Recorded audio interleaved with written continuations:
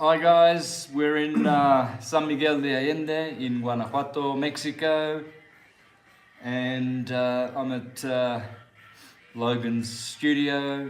We're about to talk a little bit of syncretism, and he's just setting up his channel to go live there as well. No, I'm just going to keep it. All right.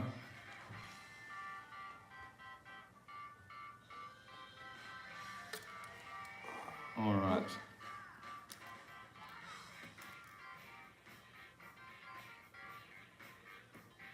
Cool. You can start. Yeah. So we're in a very beautiful town, 6,000 feet in elevation. It's obviously Tartarian, there's no doubt about it. There's cobblestones everywhere. You can see the weathering in all the stones on the roads and in the buildings, which are thousands and thousands of years old. No doubt about it. You know what I know people want to know is I saw people say, what is Tartarian? People have been asking that. So why don't you tell them that? Like, what's Tartarian? Okay, well, Arya is Aryan, and I believe Tartaria is the golden age of the Aryan people that started with India, Persia, and the Mayans and the Egyptians about 1 million years ago. So Tara is the Irish goddess, Isis, Tara. So Tartaria, the kingdom of the Aryans. We are the 5th root race. So before the Aryans, there were the Atlanteans, the 4th root race. And then before the Atlanteans were the Lemurians. Before the Lemurians were the Polarians. The Hyperboreans. And the Polarians were the 1st root race. So we're the 5th root race, and you and I are the 4th sub-race of the 5th root race. Right, and then what's his name? Who does the egg? Who does all the round stuff? What's his name? That you've done shows with him. What the heck's his name? He shows all the subterranean races and all the circles, and he does all the eggs. What the heck's his name? Martin Kenny? Yeah, Martin Kenny. Uh-huh. Yeah. Because that goes right into what you're saying. Oh, yes, it does too. Absolutely, yes, of course. Yeah. He's been working on that as well. So, yeah, we're being of Latin and Celtic. You'd be Celtic, wouldn't you? Or Mutt. yeah, probably. Folks, I want to ask you, can you hear us okay? We have 2 Karens on the line. We have a Donald Triumph. But can everybody hear us okay? And then Santos, you got some comments coming in. Okay, I've got comments on as well, but Persia. I'm not going to be paying attention to them because I'm going to be paying attention to them right here. I just want to. Okay, Karen says she can hear us good. Okay. I just wanted to make sure. Yeah. Okay, cool. Great. Yep. So, folks, we're here in San Miguel de Allende, Mexico, and Santos came to visit, as fate would have it. And it's not that easy to get here. Well, I mean, it's easy, but it's not that close to get here. It's actually like a 2-hour plane ride. So it's quite a distance because Mexico is such a big country. And Santos is on the east side in the Yucatan, and I'm over kind of in the dead center. That's where San Miguel de Allende is. It's kind of about 3 hours north of Mexico City. And so Santos came out here with Julieta, and he's been here, and we're going to be here for another couple more days. But we wanted to come on here and kind of talk shop and syncretism with all of you. So if any of you have a question, something you want to kind of talk about, something you want us to talk about. Okay, so we have Ali saying, talk more about Martin Kenny. I don't know. You know Martin better than I do. Yes, well, Martin's sort of developed a good model, which I like. Yeah. showing how there is potentially more lands beyond Antarctica, as Sir Captain George Hubert Wilkins, the Tasmanian contemporary of Admiral Byrd, discovered in the 20s. He went, according to him, he went past the Atlantic ice and came upon many lands and peoples. According to him, he logged 5,000 miles beyond the ice wall. The ice wall. So Martin's gone into that, which I haven't as much, because I've just kept it to the model that I know the solar system is. It's a torus field, because everything's torus fields. So whether it has all of these layers, which is potentially possible, and it's an infinite plane or not, we'll one day probably find out. But it's a good model, and it shows that he's a forward thinker, and it shows that he's seeking the truth. He's seeking the truth, and he's moving towards the absolutes. You know, folks, if you're a syncretist, if you're a truther, you know, you got to make the truth your own, but at the same time, you know, there's a lot of convolution to that, because there's a lot of BS out there, right? Well, or everything's right, but what we would consider BS. So, you know, Santos and I, we match up really well, because we're kind of in the same dynamic mind of the torus field as the center point, or the foundational piece, and then sacred geometry and everything else that fits inside of that model. And then the real trinity, dielectricity, magnetism, and electricity. But maybe we can talk about that. Could people live in the other lands? Persia's asking, could people live in the other? Of course, why not? If there are other lands, there has to be a way to live there. Yep. That's why they're protecting with armaments. I think there's about 47 nations who have signed the treaty to protect Antarctica from you and I going there and potentially damaging the continent by walking the freezing on it, cold continent, and breathing over it, and perhaps urinating on some of the ice. I mean, God forbid we should. They don't want a yellow snow over there. No. So they don't want us to go there and breathe and do things like look at the ice and touch it. So, of course, so there must be a good reason why so much intent has gone toward protecting Antarctica, and there's so many myths about Antarctica, because Sir Captain George Hubert Wilkins went there, and others as well have been beyond, and he was fortunate enough to come back and recount, and had a very proper, correct scientific approach. So he was credible, and he was given the credit, whereas many others have done the same thing, but no one knows who they are. Right. They didn't have a name for themselves, etc. And so we always get stuck in the same position. Yep. The herd mind is the mind that dominates, and hence whatever it thinks, that's reality. Mm-hmm. So people who use their own minds, like you and I, and we think about these things, and the person who is there asking the question, can you live there? Yes, you can live there, and there does exist, because we have not just that one person, but other individuals as well who have been there and seen those lands. Mm.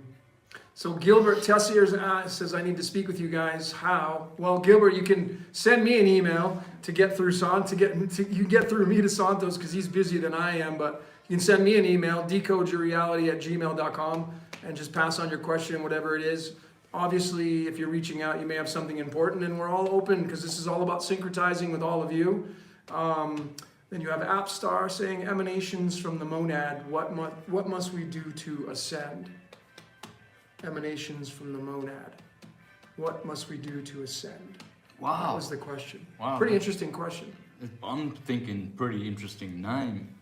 Appstar. Emanations from the monad. Yeah. That is so cool. Wow. Yeah. What must we do to ascend? Well. Be a good person. Yeah. That's rule number one. Yeah. Right? Yeah. Be correct. Do things correctly. You know, it's obvious what is not correct because we all have what's called common sense. Although, Well, there's gradients to that. yeah, but common sense does exist, and common knowledge and ancient wisdom. I would suggest strongly suggest read a lot of the sacred scriptures, because when the Creator makes the world, it's already scripted. And the Creator, Brahma, Vishnu, Shiva, Krishna, whichever monad, dyad, triad, tetrad, whichever one you're talking about, it's all in the script. As they breathe out creation, that they see all the details and all the destinies and all the fates of every sliding door and every tangent, every thought, every emotion. It's all felt, it's all seen, and it's scripted, and hence we get scripture. That's right. Because it's holy writ, it's all scripted, and we're in the script. And you, better than anyone else in the world, I think, know that with your decoding of reality, that you can't make any of it up, and you can't escape any of it, and you can't well, you can manipulate certain things, but like for instance, if you're on a road and you're travelling from this town to that town, and it's the only road, well, it's the only road. You're destined to go on that road to get to there. But you might be drunk, so you might be going like this. Or you might be sober, and you might be going 100 miles an hour. Yeah, or you might be a grandmother, and you might be doing 10 miles an hour, farting down the road, really slow. So you're still on that road, it's still the same destiny, it's still the same script, but there's certain conditions that come along. The journey. That condition that script. So you do have the power to manipulate what has already been scripted and condition it and change certain things, but ultimately everything is happening the way it was designed. It was breathed into creation. Yeah. So how to ascend is to do what is correct and good, just be a good individual. Yep. Be as good as you can be. Avoid the things that distract you from the path, which is generally to do with sense gratification, satisfying the senses and the material urges that we have. We do have a body that needs a lot of care. We need to eat, we need to sleep, we need to have a house, we need money in this system. So there are certain constraints and things that will pull us away, but as long as we endure and do the correct things, treat your neighbour well, the obvious things. You're always going to be ascending. It's like a baby a 1-year-old child never says, how am I going to grow and be an adult and be like you, Dad? He doesn't think about that. It's gonna happen. Yep. Right? Yep. But if he eats less, it's going to be slower. Yep. If he eats a lot, right, maybe more, the decay rate's faster. Right. So there's certain things that can vary that. Yeah. You know. So you're going to ascend anyway.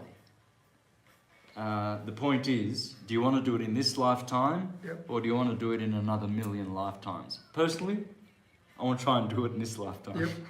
We were just talking about that. We were just talking over dinner about playing this game and how it's very possible, if you're a believer of reincarnation, which is very possible, that's the way the game works. We were just talking about how, you know, if that is the case, maybe there is a heaven and you go to heaven. You know, but ultimately all of those options are about playing the game the right way, and it's about not being an asshole. It's about being a good person, loving other people, putting other people, you know, in front of you, and paying attention to your temple. And that's how you win the game, if there is such a thing of winning the game. I think you level up, as I was telling you. I think it's like a video game. I think that you have a set of blueprints, your cosmic blueprint. And if you fancy Akashic records, I have a friend that reads those, if anybody's interested in that. But my friend that reads Akashic records, she clearly says that your script was written before you got here and you're just playing out your script. And the amount of leeway you have is not as much as you think you have. So, you know, there was a movie that came out in 2011 called The Adjustment Bureau. It was with Matt Damon.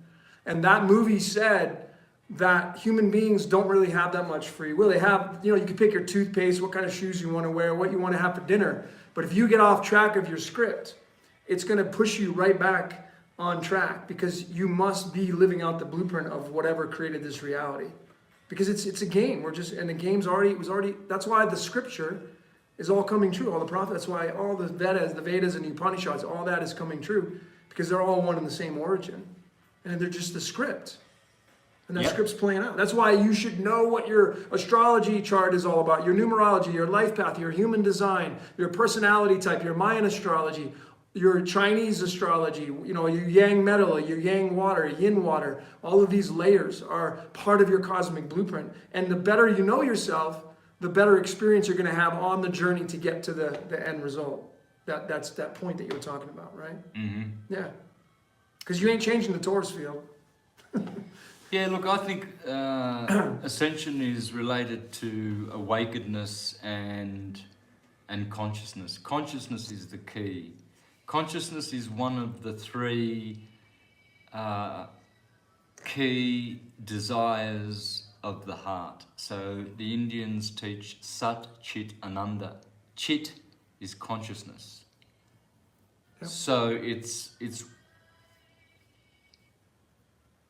it's the way to ascend, to be conscious, not aware. Awareness is different to consciousness. So like I don't know, like an insect, a frog. I think I was saying to you the other day, like a frog sitting in a pond is aware that there's a predator over there and there's some food over there that it can prey on, but it's not conscious of the name of what humans have given to that insect or to that predator. It hasn't got, you know, a repertoire of knowledge. That's what consciousness would be. So the way to consciousness is knowledge. You will know the truth and the truth will set you free. So like that frog that is aware, I mean, it can't go to school and learn more than all the other frogs. It can't sit there and go, geez, I don't want to be a dumb frog like Joe Frog and Bill Frog over there. I'm going to go to school and be more conscious because I'm aware of my surroundings. So it's a poor example, but so... No, I think it's a good example. Oh, yeah. It's easy to understand. Yeah, I think it's totally a great example. Yep, so I think consciousness is the key. A lot of people focus on spirituality and philosophy, which is great because you need those. Those will be your daily practice. But if you're not going to have an open mind and keep your mind closed, it is a mental universe. So consciousness is a big, big part of it. And of course, Sat is existence and Ananda is bliss. So all we are seeking is to exist, to be conscious, and to be blissful. Blissful. And so, as I said before, with the child is never asking, how to grow. It's not going to sit there worried about, growing into an adult. It's going to happen. So we don't have to sit here and necessarily stress over ascending. We are going to ascend. Even if we do, have an extra beer or two every day, or or we do, we get angry, or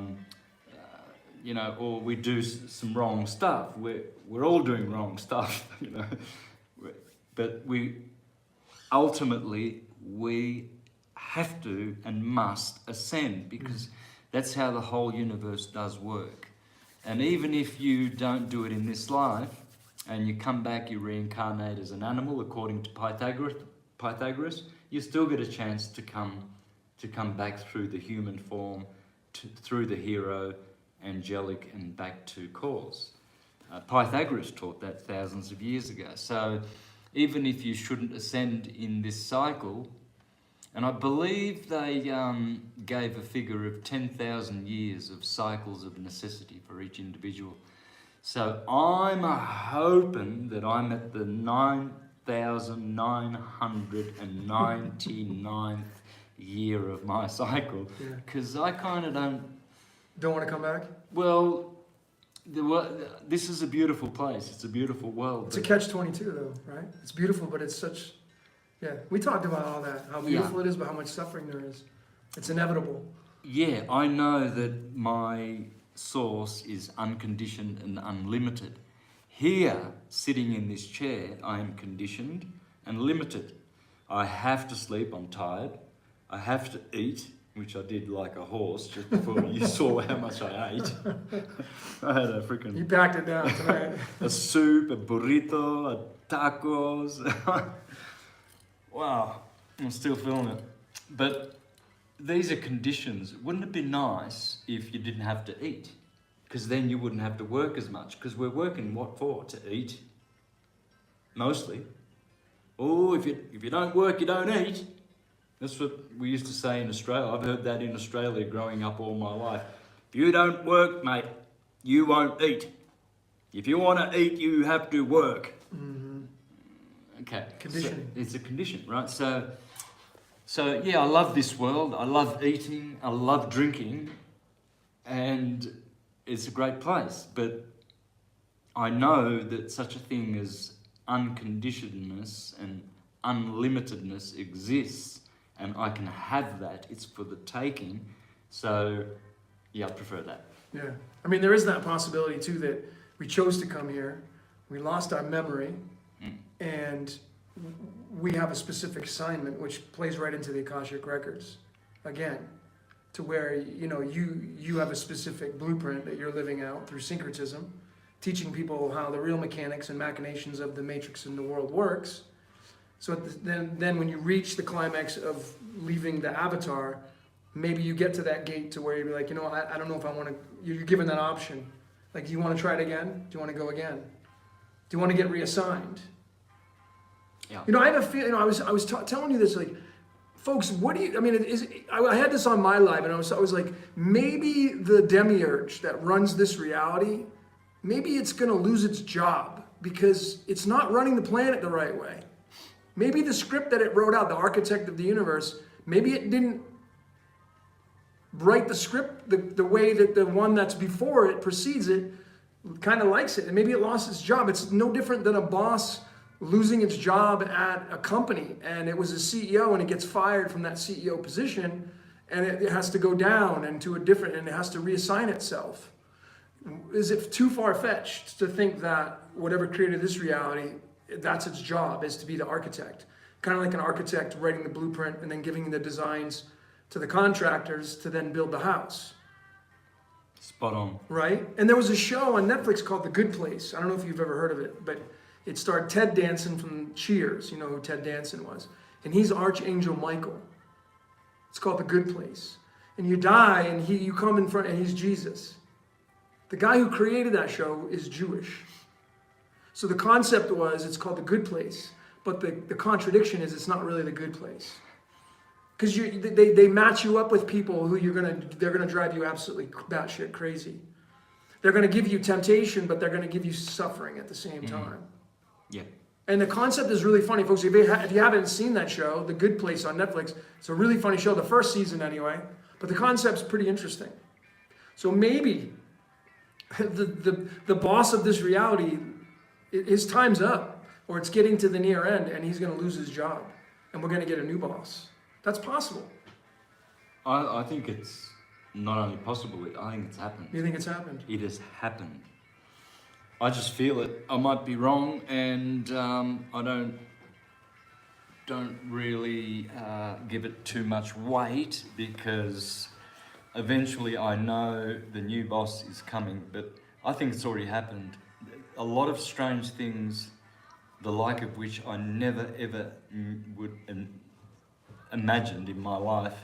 I grew up, as you did, a Jehovah's Witness, always thinking about Armageddon coming and the end, and Satan is going to be destroyed and thrown into an abyss for 1,000 years, and Jehovah and Jesus is going to come and he will be present. In fact, the Jehovah's Witnesses were great for predicting in 1975. In 1975, I was 12. I remember I was making bets with all my cousins that the world was going to end in... Really? Yeah. 1975. And so, when the first day of 1976, all those cousins I made a bet with, they all came for their money. Really? Oh my God, they wanted the Santos payout. It was amazing. Honestly, I was 12 years old. Wow. I made a bet. I was betting the world's going to end in 1975. 76 come, and I remember handing over the money. Yeah. Right? That's incredible.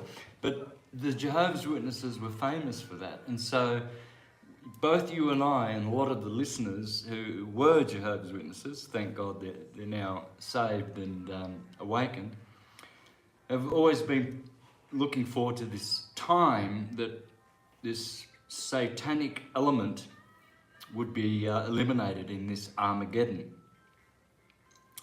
And another thing that used to interest me in the Bible was in the book of Daniel, how it talks about the angel of Persia and the angel of Greece and the angel of Babylon. Every nation has its own archangel or egregore looking after it, and they're fighting. You know, when a war happens between it, this is why all the world hates Iran, because Iran has a very, very strong protecting egregore. Yep. And they want to get rid of the egregore of Iran. Saddam Hussein also, Iraq, modern day Babylon, it also had a very powerful egregore, but the egregores or the archangels, or the protecting angels of United States, France and everything, they got together and they destroyed that boss, the spiritual boss of Iraq. That's how it works. We humans, we're watching the TV and we're thinking, oh, look at that, Saddam got killed, and France and England and America and Australia and the Canadians went in there and defeated them, and now they've got a new government. And all they see is what's on the television and what's on the earthly plane. They don't think for one moment, you know, they can't even conceive of it, of what happened on the spiritual plane in the 90s, or in 2001, when Bush went in and absolutely destroyed the place. They actually got rid of that angel. So, when you said about this Yaldabaoth and Jabulon and Jehovah and all of these orders of gods that make up the demiurge, he's gonna lose the gig. He has to lose the gig. Yeah. It always has to return back to the monad. Mm. So that's the process that's going on right now. So I want to tune into some of these comments, because you got some people on here. Real Jews are those who submit to the Elohim. What was the other one? Real Jews are of the tribe of Judah. So folks, I just want to say this, and because I want Santos, because I know people are here for Santos, but folks, listen, if you're playing tribute to the Bible and the Torah and the Jewish, your God is Saturn, Kronos. And I know Santos would completely agree with me on that, which is totally fine. If you want to, it's all about this cube. And this is why the Jewish, a lot of them wear it on their foreheads, and why the Mecca has the big cube. If you want to worship that, if you feel that the God of the Bible is your God, that's totally fine. But this is the demiurge, which runs the cube. And that's totally fine. Way more powerful than either one of us sitting here and anybody out there listening.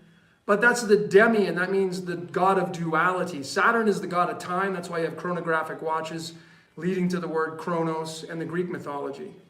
But there has to be something beyond the level of the demiurge, because demi means the ruler of duality. And we were talking about that with, maybe it is Yaldabaoth, because to me, Yaldabaoth, it runs the 7 colors of the rainbow.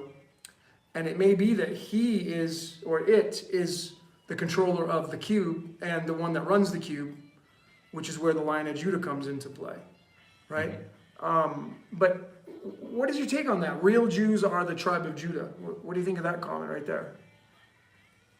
I think it's true. I mean, yeah, of course. If you want to look at it that way, that's fine, because there are many ways of interpreting what a Jew is. But ultimately, a Jew is a mystic. They are spiritual Jews, spiritual Israelites. There are 4 castes of human beings, and the Hindus have got it right. The Brahmins, the Vaishyas, the Kshatras, and the Shudras at the bottom. I hope I've got that right. But according to Robert Taylor in the 1800s, who wrote The Devil's Pulpit, in the West we have on the top we have the Hebrews, then the Jews, then the Israelites, then the Christians. The Christians are the foot soldiers. They're the Shudras, the bottom caste, in the structure that has been organized by the current demiurge, you could say. Yeah. So there's no such thing as a race of Jews. They are not a race. It's a caste. So it's a bit like I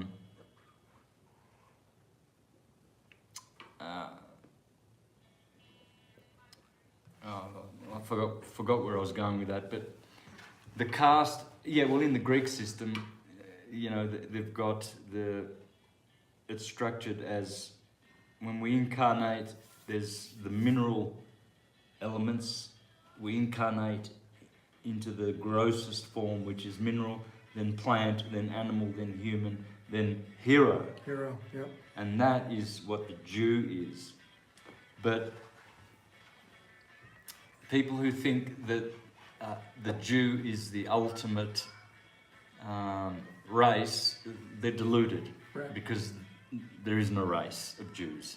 And then those who also think that the Jew is the ultimate caste in spirituality, they are also deluded, because the Hebrew is above the Jew, and then above the Hebrew is another caste called the Telestoi, which in Greek means the perfected ones. So there's I could spend hours on this subject, and you really have to struggle with many people because they've got their own ideas, and they will always cast these ideas from their mundane projections. They won't see what's really being said. You know, I'm a Jew, I'm a Christian, I'm a Brahmin, I'm a Vishnu. You know, Every denomination is me.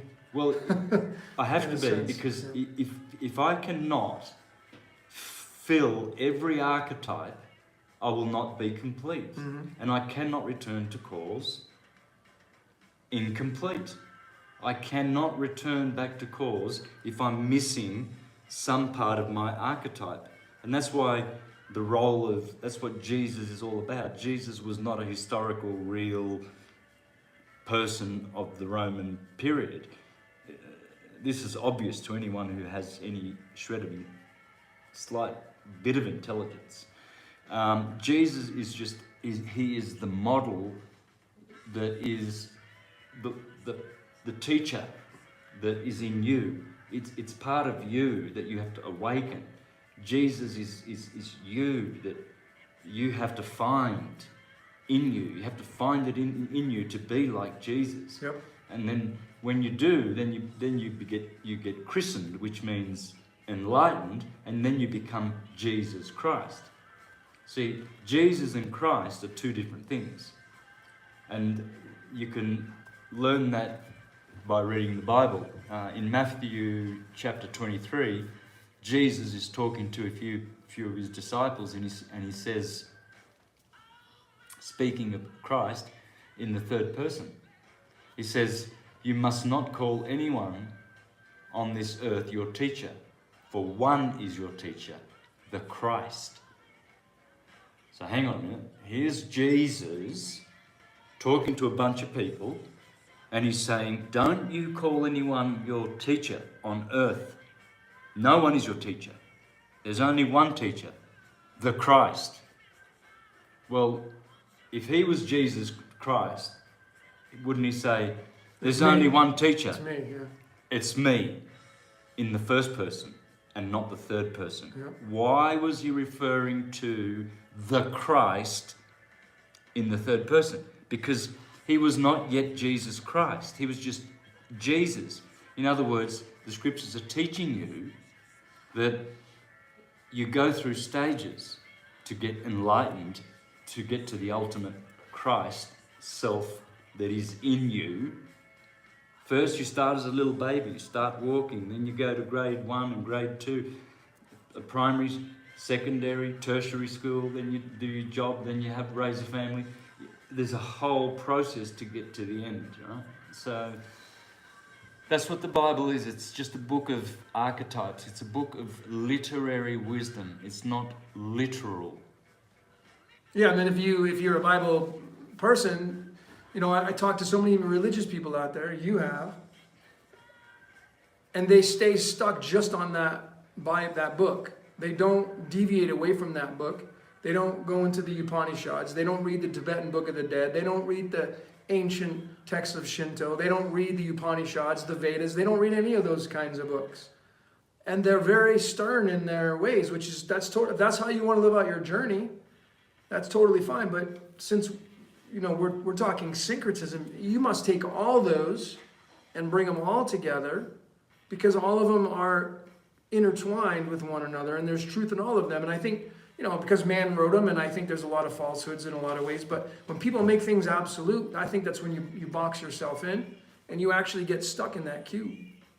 Yeah. And you can't get out of that cube. And this is the cross folded up, as most of you know.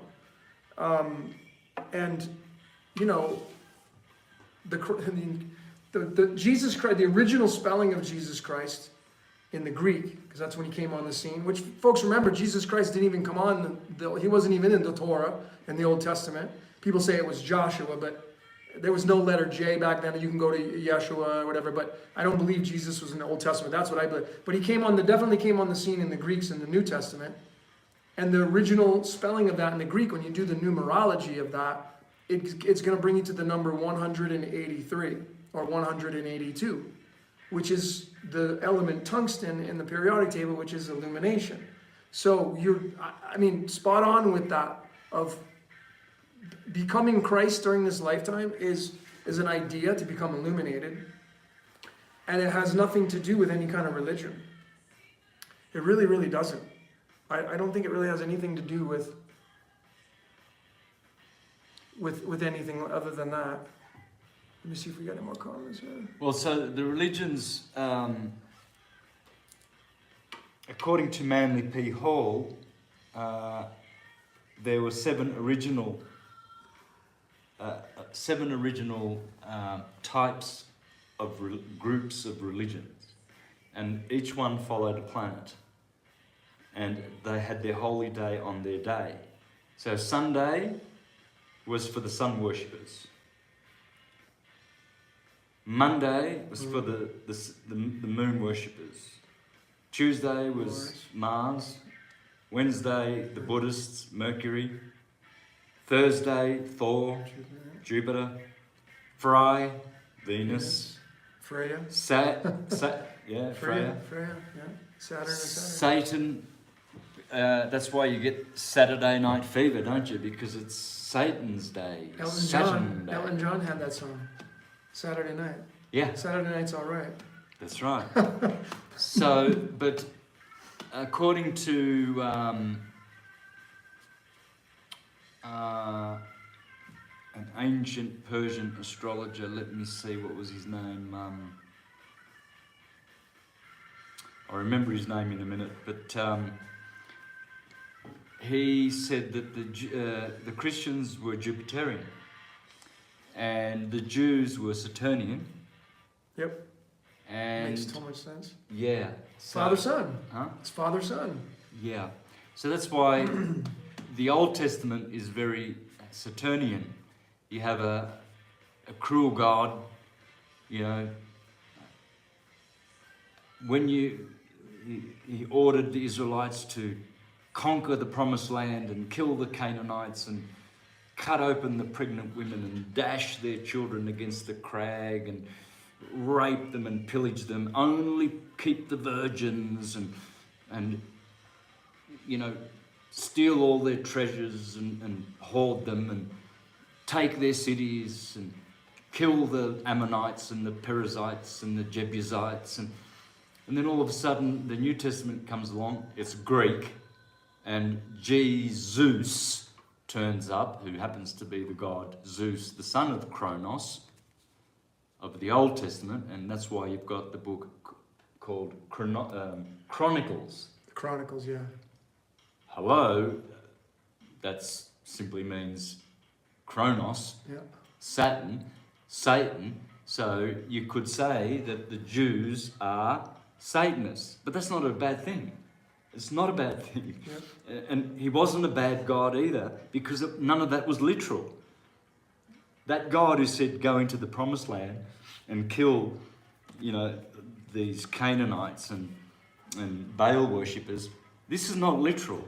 It's talking about when you enter into your own heart and your promised land, you must kill and destroy all the childish, emotional thoughts you have, all the mental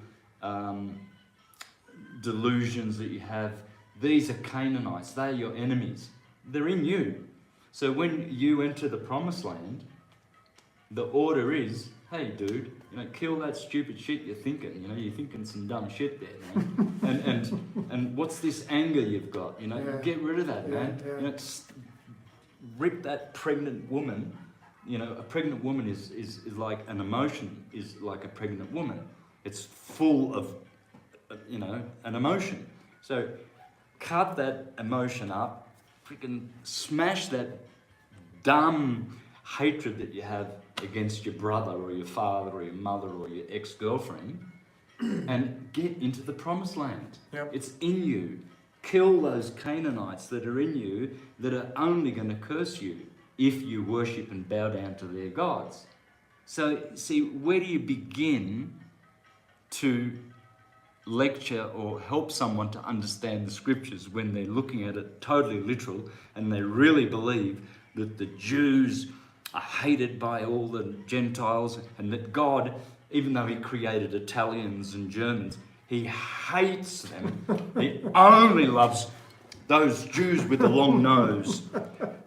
They've all got long noses, and I love long noses. And Italians have got flat noses, and black people have got flat noses. I hate the way I created them.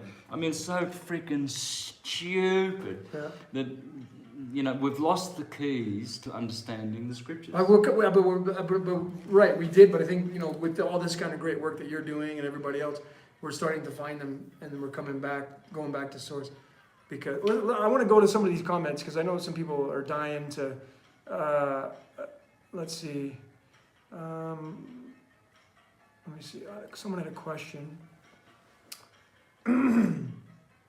Someone had a question. Let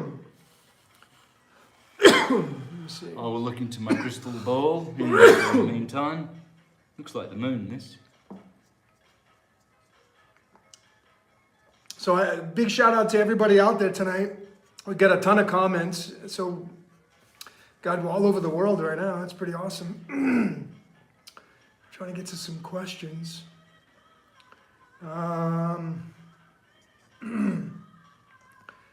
Let's see. Got a lot of flat Earth stuff coming in. I don't know if you want to get into that topic though. No, I don't mind if that's what people want to address. Yeah. We just got a lot of comments, but anybody have any questions? We got England in the house. Shout out. Why does Santos say magnetism is God? That was a question from Alexander Fuller. Did you say that? Magnetism is God? Of course. Well, why did you say it? So he wants to know why you said magnetism is God. We were just talking about this. Mag and L. Mm-hmm. Yep. Yeah, magnetism is God, or most probably, more accurately, dielectricity is God. And magnetism is goddess. There you go. Because dielectricity is black light, magnetism is white light. And let me get my phone over here. I always carry my Virgin of Guadalupe protecting me. The vagina? That's right. That's the portal. That's magnetism, guys. She is. It's very magnetic, folks. If you're a guy, that's very magnetic. It's just a fun, dude. It's such a. It's actually dielectric because it's attractive. Yeah. Okay. Magnetism Right. is Right. repelling. You're right. It's dielectric. You're right. Yeah, very. But dielectricity is black light, rest. Magnetism is white light. The Virgin is white. She's pure. Because white light has no vibration. Vibration is impure. Magnetism is radiation. It does not vibrate. It is a longitudinal wave. Electricity is a transverse wave. That is impure. This is a temporal wave, material. Radiation is spiritual. It's infinite and eternal. This wave decays. It has decay. And so it is temporal and finite. And so that's why magnetism is the cause of all things. So it's God or the goddess. There you go. And it's the black and white yin and yang. Rest, motion. Black light, white light. So someone's asking, Santos, what exactly is the sun, moon, planets, and other heavenly bodies? They are all the demiurge. All the 7 planets, they all are children of the sun. They all depend on the sun. They all come from the sun. They are all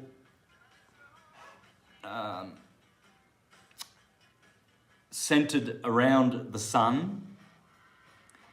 And the sun is the chief of the demiurge. It's the sun's a portal. And all the ancient Neo-Platonists and Syncretists spoke of the sun behind the sun. So when you look at the sun, you're not looking at a globe. It's not a ball of light. It looks like a ball of light, but it's not. It's a wormhole, and there is another source of light behind it. And it's just spitting out. That's right. And as that wormhole goes across the sky, right ascension of meridian every day, the light behind it, which is the true cause, is shining through that portal. And that portal is the portal through which we return to the Father. No one goes to the Father except through me, the Son, said Jesus. And that's the sun in the sky. And so the sun is what is responsible for creating the electromagnetic spectrum, or the rainbow, which is electromagnetism and the transverse wave. Therefore, each planet has its own special frequency. Saturn is the crown chakra, Kronos. It's violet. Jupiter is indigo. Mars is blue. The sun is green. It is the green frequency. Hence photosynthesis. Chlorophyll, the green earth, that's the sun. Venus is of orange. Mercury is of yellow, and the moon is red. The moon is blood, menstruation, moonstruation. That's the bottom chakra. So all of those 7 planets specialize in those certain frequencies of the chakras.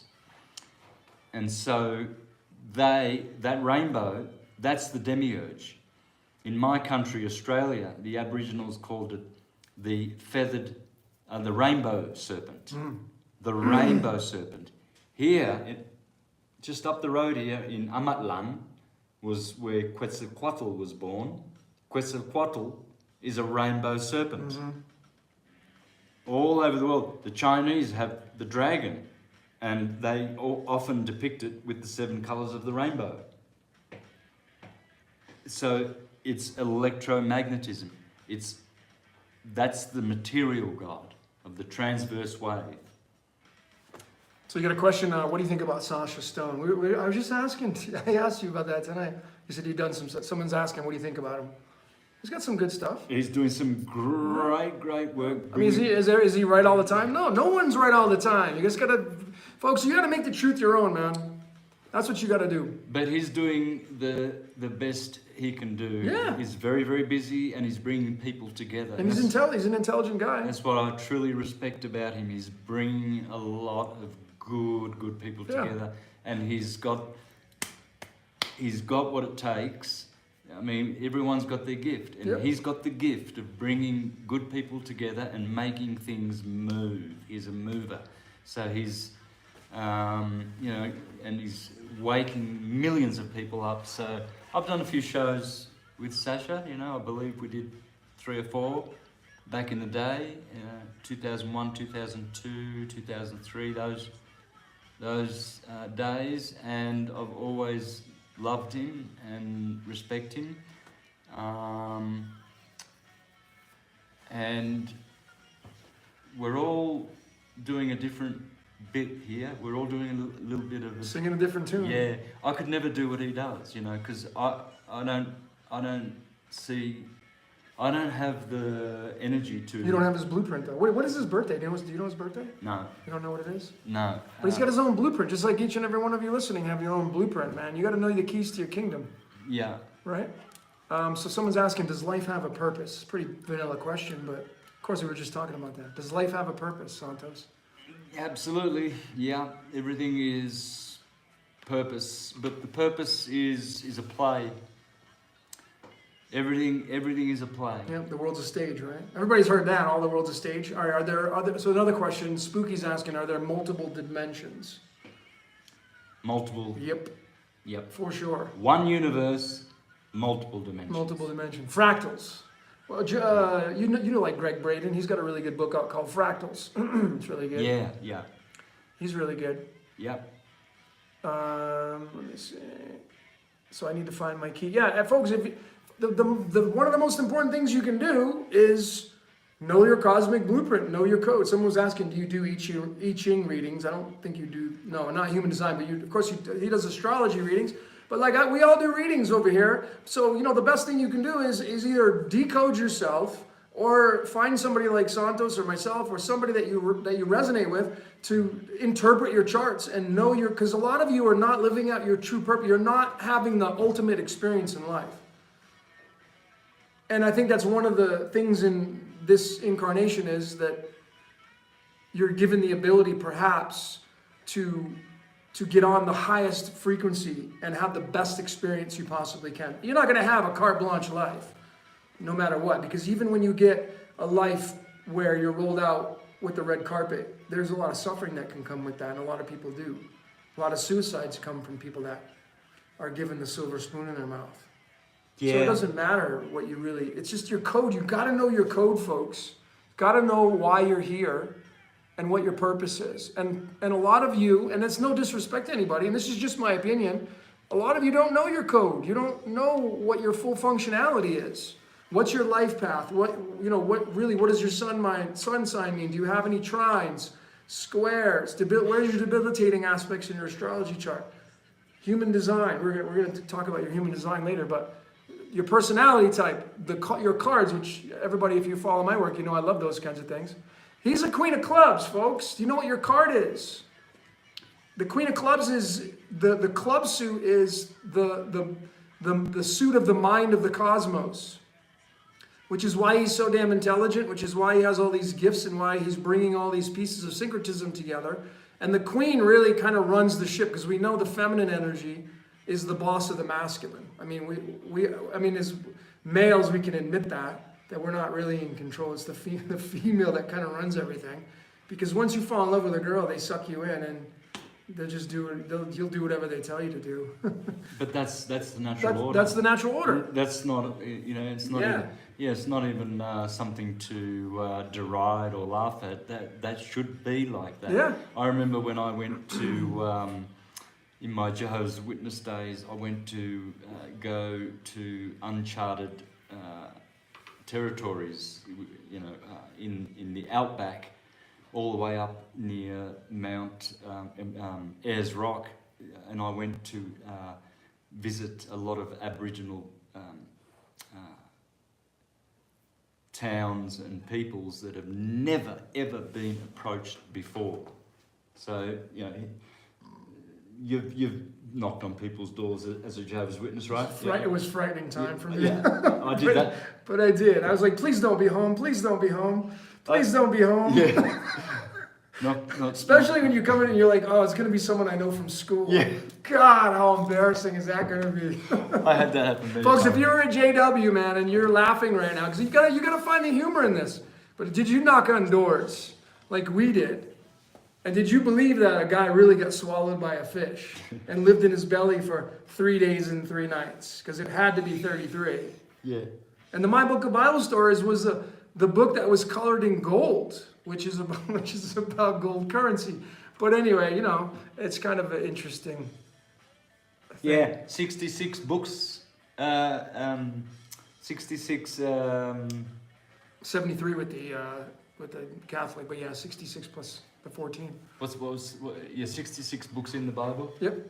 12 12. Astrological. Anyway, what I was saying was I went to visit a lot of Aboriginals who still have their ancient tradition, and what I found was that there was always a chief mama who ran the community, and some men were not even allowed to look in her eyes. Wow.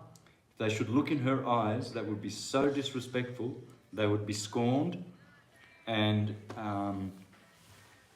you had to ask permission to look in her eyes. So if anyone's out there is thinking, that it's the wrong way around for the female archetype to be the boss, go, as I did, go to some of these ancient peoples like the Mayans here. I've visited a lot of the Mayans and they agree as well. The Aborigines I visited personally. I met many tribes and I've seen the chief women of all the communities. I saw this so many times.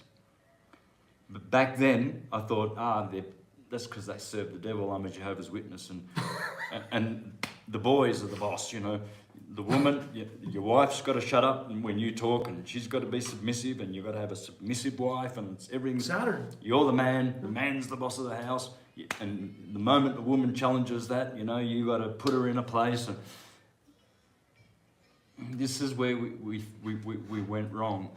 The natural order is that, you know, for the woman, and so for the feminine energy. And so you were getting to a point with that. What was the point behind that? The reason why you mentioned that, was that a comment or something? I don't remember where I lost track. You know, my mind's freaking all over the place. I mean, Yeah. I do have a trine in air, so.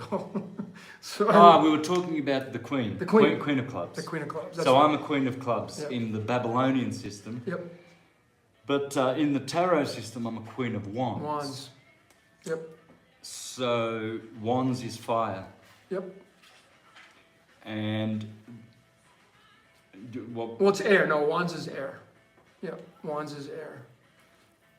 Well, no, you could do it fire too. I guess you could do it fire too. It depends on how you view the tarot. There's so many. Remember, I told you every suit can be linked up to every element. Mm-hmm.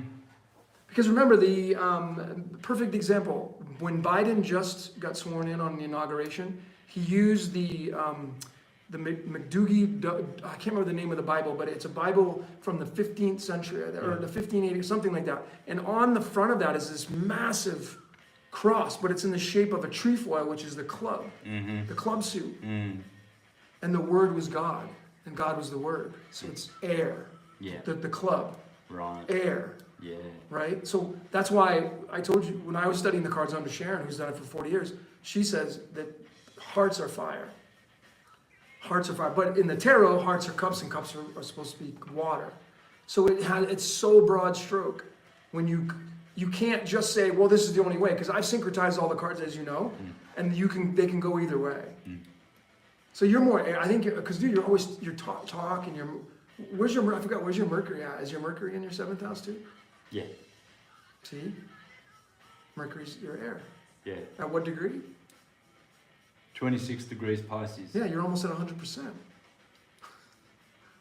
I think I need a little bit more of that. And you wouldn't have what you have on the profile levels that you have. And my Mercury is right next door to Jupiter on 27 degrees Pisces, which is Jupiter's good sign. So having that Mercury and Jupiter together, according to Bonatti, the 12th century astrologer, said that makes astrologers and philosophers. Yep, for sure. I mean, it's in your blood, it's in your DNA, it's your code. You're doing exactly what your code's supposed to be. Yeah. Make no mistake about it. For sure. So question, Lisa, what should Scorpios eat or vitamins to take? I'm a nutritionist and I couldn't even answer that, but there is medical astrology. Scorpio. Well, there's going to be the salts, the cell salts. I don't remember which one it is for Scorpio. Calcium sulfate. It's called, okay, calcium sulfate. So if you take a salt, Lisa, if you just asked that question, you should be taking your specific cell salt. I don't know which one it is, what number it is, because they're numbered, but calcium sulfate is Scorpio? Yes, all Scorpios need calcium sulfate, that's their salt, and the two following signs, Sagittarius and Capricorn, which is silica and calcium phosphate. So all Scorpios take 3 salts if they were in their mother's womb for 9 months. They take calcium sulfate, silica, calcium phosphate. Yep. For Capricorn. Yeah, you definitely should be taking your cell salt, your numbered cell salt, depending on your astrology sign. Let me see. So you got a lot of comments coming in. Got a lot of love, man. You got a lot of people saying they love you, Santos. Okay, so Dylan says women don't rule over men. It's not natural. Nature tells you man is stronger. That's by Dylan Dooley. He's talking about brute force, not brawn. Brute and brawn. Yeah. It's women can bear pain way more than men. Men run away from pain. Women have more tolerance. Women have more intuition. They have more wisdom. More empath. They're more empathic. They too. have more direct spiritual right, non-linear connection to God. The universe is a mother, and that's why this is the mother of God. So if you're talking about God and God being the most powerful thing, you're wrong. The mother of God is more powerful than God. It's the feminine energy is magnetism, and magnetism is the most powerful thing that exists. It is not masculine, it is feminine. And the correct order is women dominate the men. The men protect the women. Yeah. I don't know how this guy doesn't know that, but Well, I guess perception, right? So Bro T has a question. Please talk about, we were just talking about this too. Please talk about the Western astrology blueprint as in comparison to the sidereal astrology blueprint. We were just talking about this. We've been talking about this for the past couple of days because we were comparing our charts. okay, so most astrologers don't realize that there are two sets of zodiacal signs. There are 12 signs on the ecliptic, and there are 12 signs in the firmament of the constellations. Sidereal means the stars. Hence, that system runs specifically off the patterns of the stars that they see. So The they. batteries, let me check. Go ahead, keep going. Okay, let's. Keep going. No, keep going. No, don't touch it. Don't touch it. I got it. Okay. Let's probably get this one out. That's okay. Keep going. I got you covered. So, yeah, but I think it's stopped and it's not even filming. It's not going? No, it's stopped.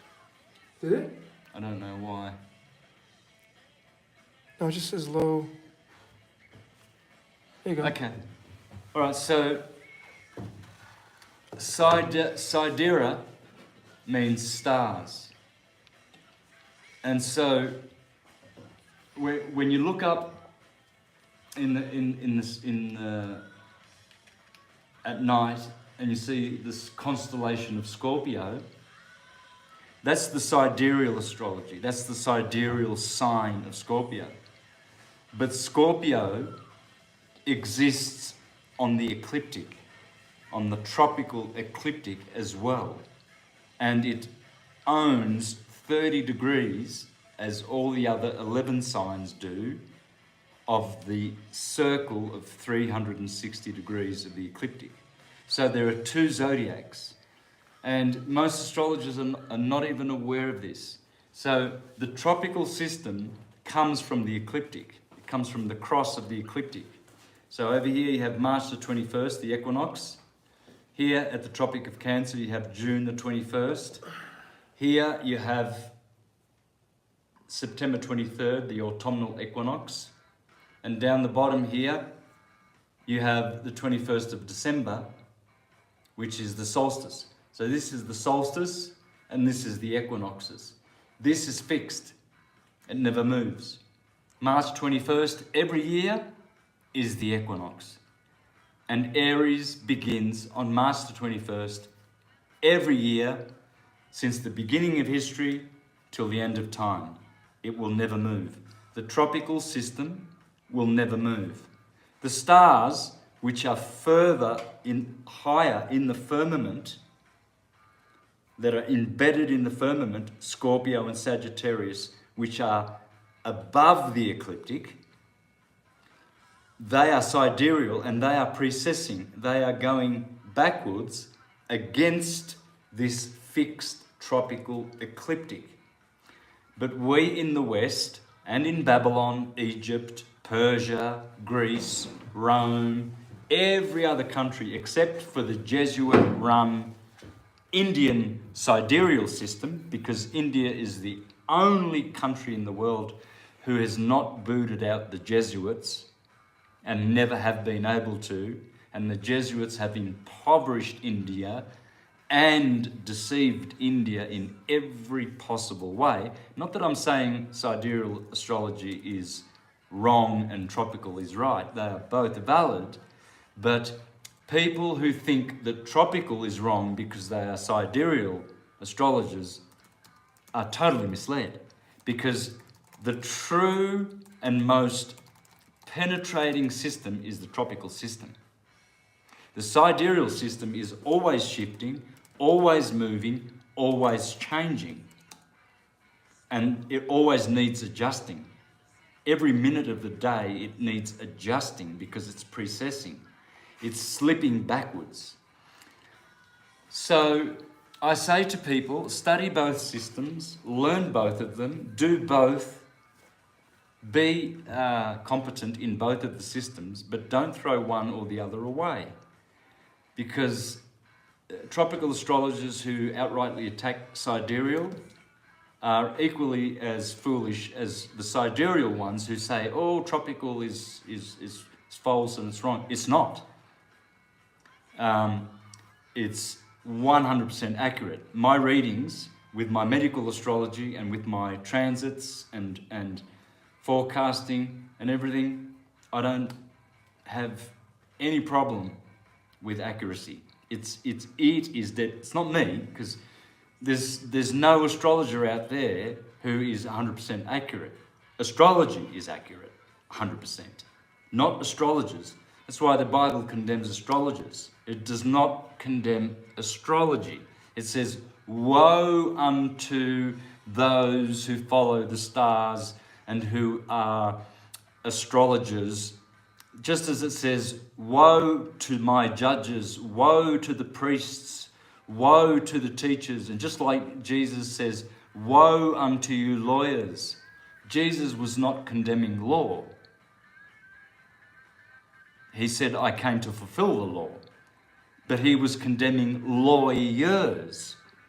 So when these people, again, where do you begin to help people to understand? You get these Christians that say, oh, but the Bible condemns astrology.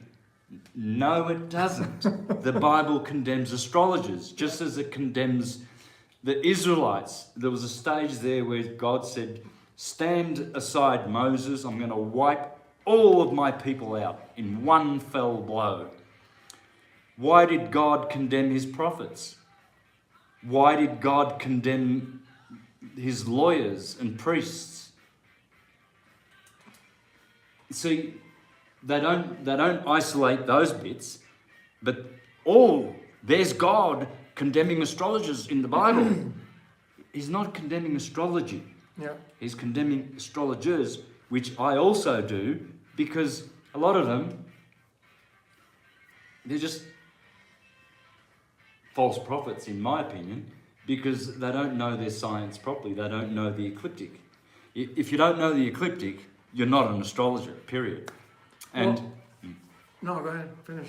I don't. Yeah, because the ecliptic is what rules the whole system. It's the root. That fixed cross which never moves of the equinoxes and the solstices. That is what astrology is based on. Every year, over here at March the 21st, the year begins in Aries. It will always be like that. It always has been like that, and it will never change. And I was born on March the 24th, and if you know what you're looking for, you can see that I'm an Arian, and I'm not a Piscean. I look like an Arian. You can see the long Yep. ram's head. Yep. You got a long, skinny head. That's a typical Aryan head. Yep. All right? My son is Libran. My son's head is about 2/3 as as long as mine. Mine's this. My son's is about that big, and it's perfectly round, perfectly balanced Libran head, and he looks Libran because in tropical astrology. See, this is the thing. I get a lot of people who only follow astrology, sidereal, and they ask me to guess their sign. And once there was a guy who said, oh, I'm Libra, and he was following sidereal. And I said, dude, you're Scorpio. I can see it. It's written all over your face. You're Scorpio. He goes, no, I'm Libra. And he didn't know the difference between tropical and astrology. He had only ever done sidereal things. So he's boxed himself in. Right. But the date of his birth was, I think it was October 29. I think it was October 29. And I saw all the Scorpio. There was no Libra at all. He had the beak. He had the intense eyes. He had that eagle hawk type look, and I could just see he was Scorpio. You can see because the tropical system penetrates the body deeper than the sidereal system. That doesn't say that sidereal is invalid. That's right. Because they have their own playing pieces. I believe we have two systems. Yep, we were talking about this. It's the schizophrenic nature. Could be the infinity symbol that we have. Those two charts. Yeah. They are both valid, but tropical is more penetrating. That's all I've got. Going back to the. So I just wanted to say, I know you've touched on this before, but folks, if you're an astrologer, if you follow astrology, and then you look at the Bible, clearly you can see through interpretation that it's a book of astrology. That's why it's astrotheology. All you have to do is go read Luke chapter 22 verses 10, where Jesus specifically said to follow him into the house with a man bearing a pitcher of water, which is Aquarius. That's all you have to do. And then if you study the 4 fixed signs of astrology, those are in an identical match to Ezekiel 1 verses 10, which is the ox, lion, eagle, and man, which is Taurus, Scorpio, Leo, and Aquarius. Those are the 4, and that's the X. That's what makes up the X chromosomes. And then if you place that over the Taurus fields, you'll clearly see the X there, outlining the hourglass shape, one vertically and one horizontally. And the X is on the outskirts of that. It's even on the 10th tarot card, the Wheel of Fortune. It's right there. The X is right there, which, the word karma equals 10. The Wheel of Fortune is the 10th card. So the entire Bible is nothing other than astrology.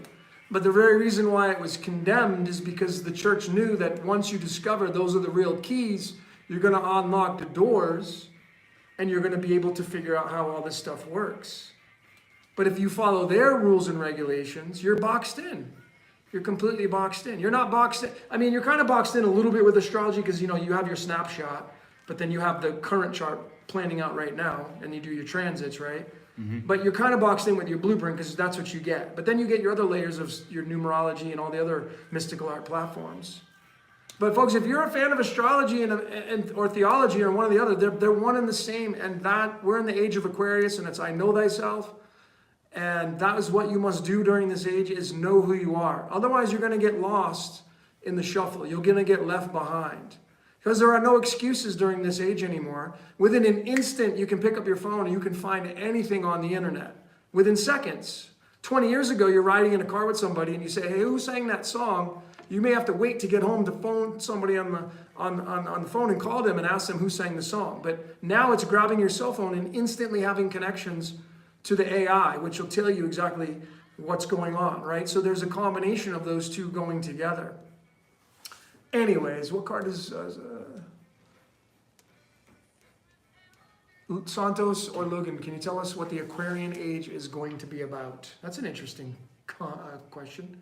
That's very vanilla though, because you can go in so many different. I mean, I have my own, and we've talked about this too. Wow, we've got some pretty good syncretizing. What do you think? I think it's about society coming together, friendship, knowledge, science, technology. Not so much technology, but science, knowledge. It's one of the 4 fixed signs. Mm-hmm. That says a lot. Yep, and it's mental, so it will advance the human race mentally. I've read in ancient books many times that when the air signs come upon humanity, mankind makes the greatest advancements. Yep. Always. And the universe is just expansion and contraction. And Aquarius is contraction, going inward, I know thyself. And then the opposite house is Leo and 5, and that's expansion, fire. You take your clothes off, you get crazy in the summertime. It's warm. We're not in expansion anymore, we're in contraction mode. We're going back inward. And do you think that may be that the cosmos is taking its breath inward and it wants everything back? I want it all back. Because maybe the Big Bang was the breath out and expansion, and then now the breath's going back inward, and the cosmos is taking its breath in. Yeah, back to the future. Back to where it was. Like I want it all back. It going is. back to source. It is. Yeah, that's what I think too. I'm feeling that. Yep, that's what I think. Mm-hmm. I'm actually going to do a graphic on that. I think with just the fragmented particles going out. And I mean, we're the microcosm of that. So we breathe. Why would the cosmos not breathe? The earth breathes. The tides go in and out. I mean, it kind of makes sense. Yeah. And that's where we're at. You know? Jeremiah, what's up, brother? New Testament, New Testamental. Astrology is a map, but not the territory. Okay? Satan is in me. Okay? What about this new moon this month? Anything on the new moon? Which was just yesterday, wasn't it? I don't know. I haven't been following it. New moon in Aquarius. Let me see. Let me see what it is. February. Let's see. Yep, 208 February, new moon. Yep. So there are 6 planets. When the new moon happened, there were 6 planets in Aquarius, which is opposite Leo. So anyone who has a Leo rising, like me, that means that all of those 6 planets are transiting the opposite, the 7th house, which is partners and marriage. And they will be getting a lot of romance, I think. So nice. Leo rising, all you Leo rising people. Yeah. Right now, because Aquarius is in my 7th house, yeah, I've got 6 planets sitting there. So you got a lot of energy in that house, dude. Yeah, I have. You got stellium times 3. Yeah, I've got 6 planets in the 7th house. 2 stelliums.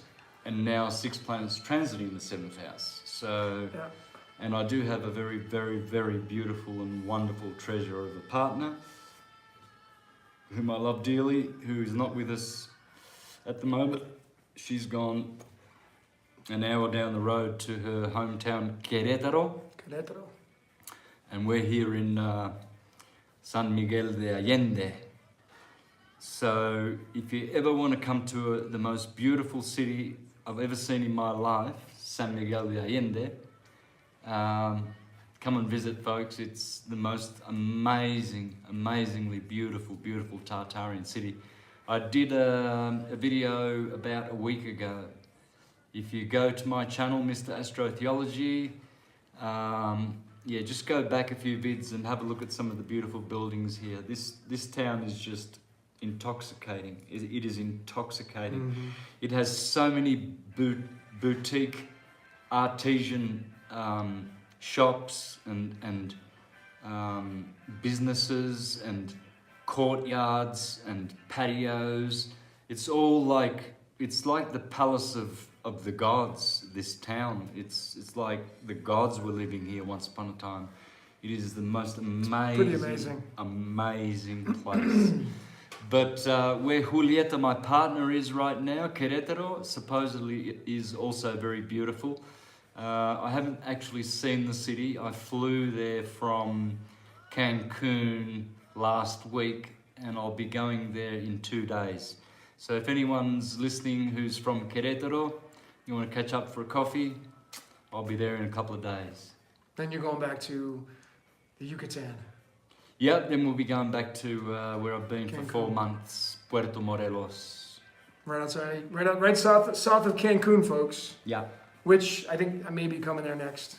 Yeah. I think I'll be going there next to visit you for a while. Well, some good news for the Syncretism people. We're starting to form a group of people down there in Puerto Morelos, in Quintana Roo, just south of Cancun, and we're going to start an academy and a magnetic healing center.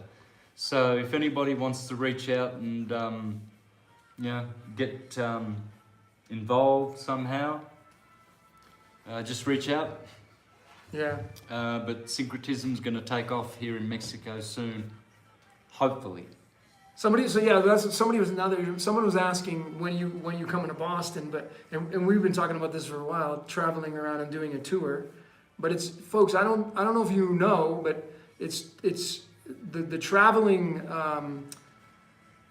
in the world, for that matter, is getting very challenging.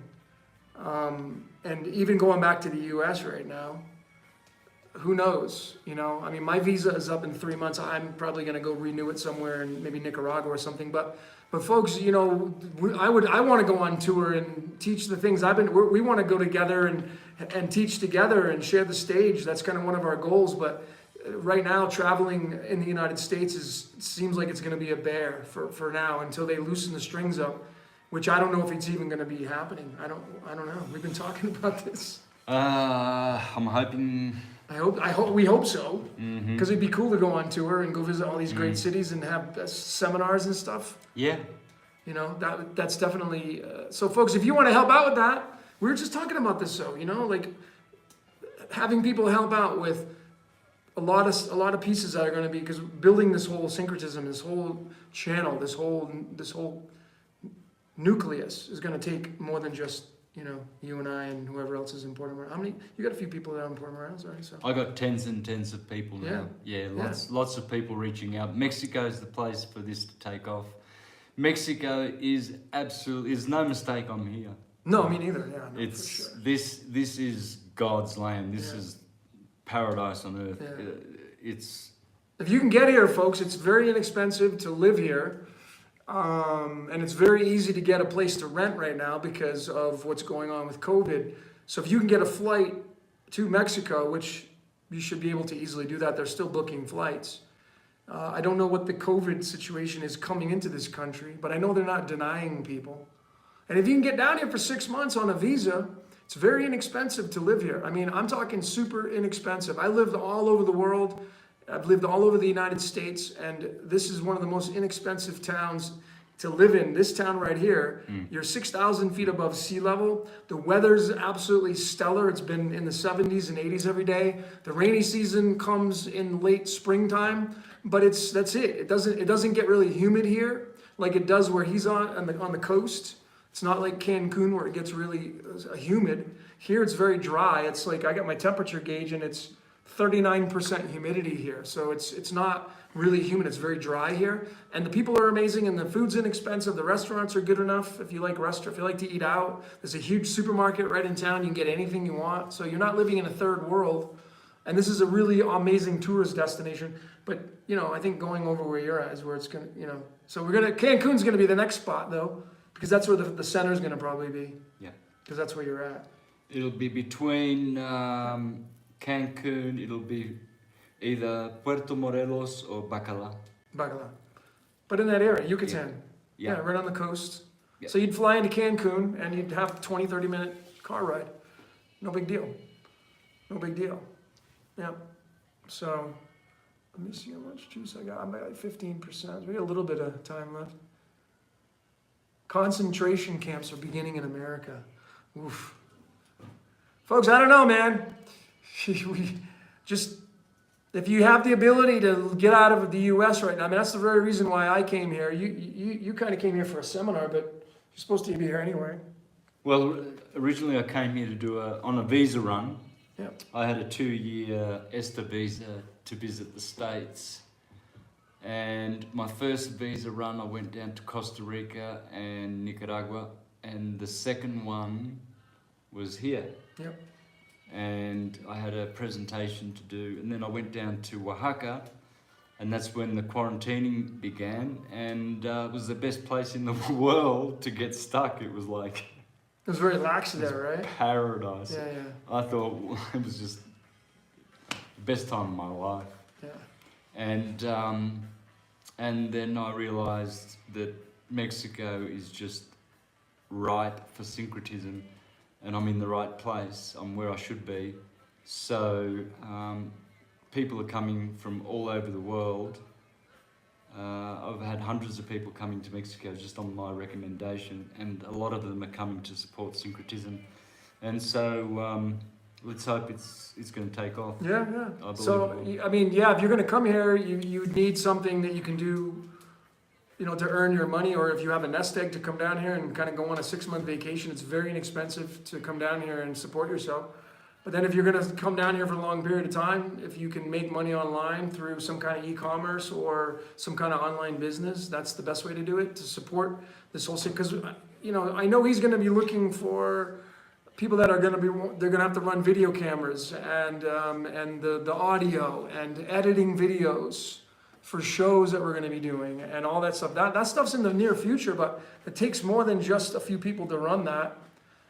So if you're one of those kinds of people that can help support the mission, and you want to come down to Mexico and have a nice little vacation and get away from kind of the craziness in the U.S., and your instinct is telling you that, because folks, your instinct is really kind of one of your guides.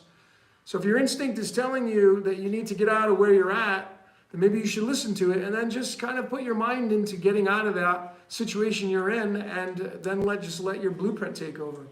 That's it. That's how I kind of look. That's how I kind of roll with it, right? Yeah. Trust your destiny. Because you already have a script, you're living it out, you're exactly where you're supposed to be right now, but maybe you're watching this video and you're like, oh man, these are some seeds that I'm getting planted right now, and I want to water those seeds.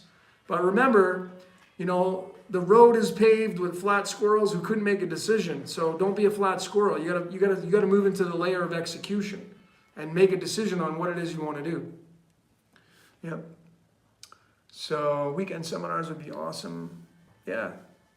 If we're not going to do live, folks, if we're not, I know that we're joining forces in some way, shape, or form. If it's not going to be live seminars at hotels or retreats throughout different cities in the world, which is, I know that we got that planned, but it'll be online it'll go virtual for now, because that's the only way that we can do this for right now, right? Mm-hmm. And then just do small groups in Mexico. Yep. Until we can kind of start moving it out. So, all right, man. Well, if you want to end this transmission, I got about 15% battery on my computer, and unless you want to talk about something else. Online is safer. Well, folks, what do you think of the online is safer? Well, yeah, I guess. Yeah. So, somebody was asking about the Jesuits. I know that was somebody was asking about that. Folks, I just want to say this. It's not always blaming a certain group of individuals and saying that those guys are the ones that are controlling the world and running this and doing that. Folks, everybody has a job. The Jesuits have a job. The Vatican has a job. You have a job. The JWs have a job. Christians have a job. Protestants have a job. Muslims have a job. Everybody has a job to do. And as long as you're staying true to your heart, that's all that matters. So, you know, Darth Vader has a job. Yoda has a job. So you can't just continually blame the Jesuits for doing everything. They're doing their job. So if you don't like what their job is, do your job to counteract their job. Because if you give those people energy and you continually blame them and say it's their fault, you're giving them energy and you're making them even more powerful, and you're not even consciously aware of that. So you have to make yourself more powerful. That's why I always say to, you know, make the truth your own, and then don't give your gold currency away. Don't give your energy away to people that don't deserve it. Like politics is a great example. Stop watching politics. If you watch them, don't give any energy to it, because Joe Biden will gladly take your energy if you want to talk smack about him, and he'll get it from you if you talk smack about him. Any politics. Do you think Joe Biden talks about you? You think Trump talks about you personally? No. So stop giving those people your energy, because they'll gladly take it. It's all about exchange of energy. Give your energy to people that deserve it and that will give you something in return. or at least boost your morale or your vibrational frequency. Politics is an energy vampire. That is a fact. It's an energy vampire designed to suck you dry of your energy. So you need to put it into something that's going to raise your frequency and vibration. And I know that's why all of you are here and you follow Santos. It's why I follow Santos, because it's all about frequency and raising your vibrational frequency and all that kind of stuff. So anyway, that's what I wanted to end on. Nice. Do my little rant. But well, no, that's it. We finished with that. Yeah. Because can't beat that. yeah. So, folks, I just want to say thank you, everybody, for coming on Santos' channel. I'm so blessed to hang out with this guy. I get to share some space with this guy. We've had a great time, and we're going to continue to do this, blast out this syncretism. And if you have a monumental decode for me, send me an email. Like if you have something that's earth-shattering that you think I should see or watch, send me an email and I'll take a look at it. My email is decodeyourreality@gmail.com. And then if you have something for him, I know you get probably way too many emails, but you still check them though. Yeah. Yeah. So send him an email. You have a question for him, send him an email. What's your best email you want him to, which one are you using? music@santos.net.au. There you go. And if you do, try and limit it to 1 or 2 questions. I don't like when I get 20 in a row. Yeah. Folks, I'm going to tell, clearly, and I know you agree, email is my least favorite mode of communication because it takes too long to sit there and type messages, right? This is the best way right here. Yep. And then eventually we'll have online virtual classes where everybody can interact and all that stuff. But the email is, limit your questions. But if you have something earth-shattering, send it over. Definitely. Yeah. So anyway, so thanks everybody for joining in. The Thanks, great guys. Santos Bonacci. Much love. Much love to all of you. All right, brother. Well, Until next time. until next time.